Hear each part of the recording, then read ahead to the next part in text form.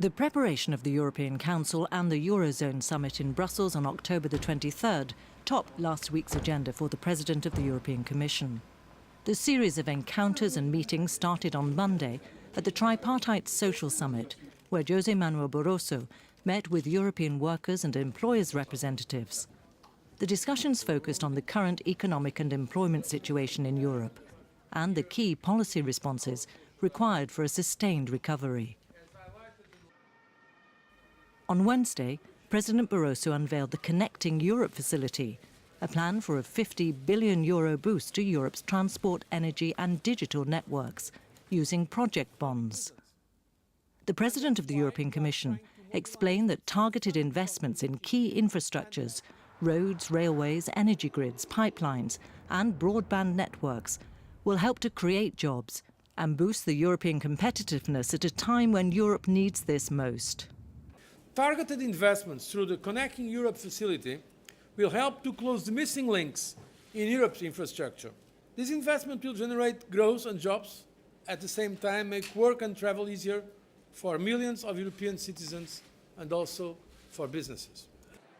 Later on Wednesday, the President of the European Commission travelled to Frankfurt to attend in the Alta Oper Concert Hall the farewell ceremony for the President of the European Central Bank, Jean-Claude Trichet, who will step down at the end of this month. José Manuel Barroso and several EU current leaders honoured Jean-Claude Trichet for his achievements in leading the European Central Bank. In his statement, President Barroso described him as a man of intellect, a man of vision, but also a man of action, who has played a decisive role in defending the independence of the ECB and strengthening financial stability.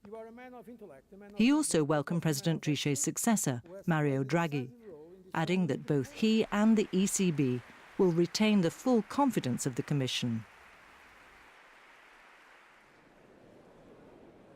In the margins of this event, just a few days ahead of the crucial European Council meeting, the President discussed a comprehensive response to the debt crisis with key interlocutors and insisted on determined and immediate action by the European Council in all 5 areas of the Commission's roadmap to stability and growth.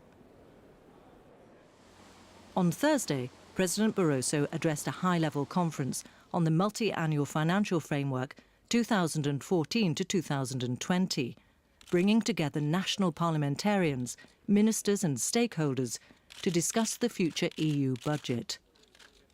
The President of the European Commission stressed that Europe can't solve this crisis without sowing the seeds for sustainable and job-creating growth. He emphasised that in times of budget constraint, investments at European level can make a difference. He called for changing ways of financing, namely through new own resources like the financial transaction tax. The FTT aims to ensure that the financial sector makes a contribution to the costs of repairing our financial system. Taxpayers have supported the financial sector to the tune of €4.6 billion over the last 3 years. By using the FTT to reduce GNI contributions, the financial sector could both reduce the burden on national treasuries and stimulate growth and prosperity in the real economy.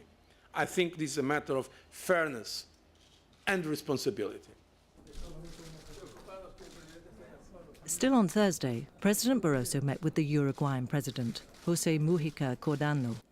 Both men agreed that despite the current economic crisis, the European Union and Mercosur should strengthen cooperation and trade relations and keep advancing on the long-term project of creating the world's largest economic space. The EU is the top destination for Uruguay's exports after the Mercosur bloc. The President of the European Commission welcomed on Friday the launch of Europe's satellite navigation system. After a delay of 24 hours, a Russian Soyuz rocket lifted off successfully from the French base of Kourou, French Guiana, carrying the first 2 Galileo satellites. Galileo is the European Union's answer to the American Global Satellite Navigation System, GPS. It's designed to provide a highly accurate global positioning system under civilian control with worldwide coverage and is one of the biggest space projects ever initiated in Europe.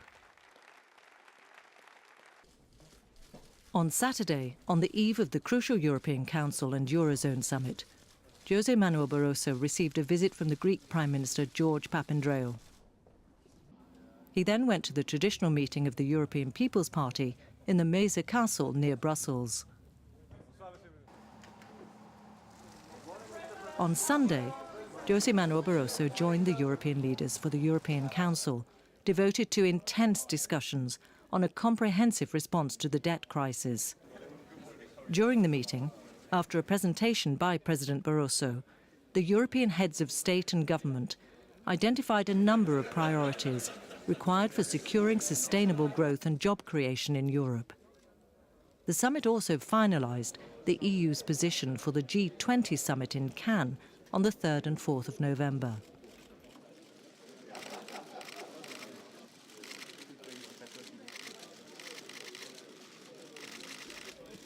After this meeting, President Barroso and the 17 Eurozone heads of state and government continued to discuss the sovereign debt crisis, economic governance and the recapitalisation of banks on the basis of the European Commission's proposals.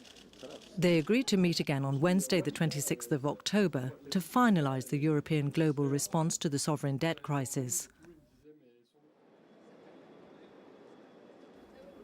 President Barroso announced the agreement to disperse the European contribution to the next tranche of financial assistance to Greece. He emphasised that an ambitious reform of the EFSF is an essential element in fighting contagion. President Barroso welcomed the good progress that was made on coordinated measures to ease bank funding and to ensure banks have significantly higher levels of capital. Okay, thank you, ladies and gentlemen. Good night. See you on Wednesday.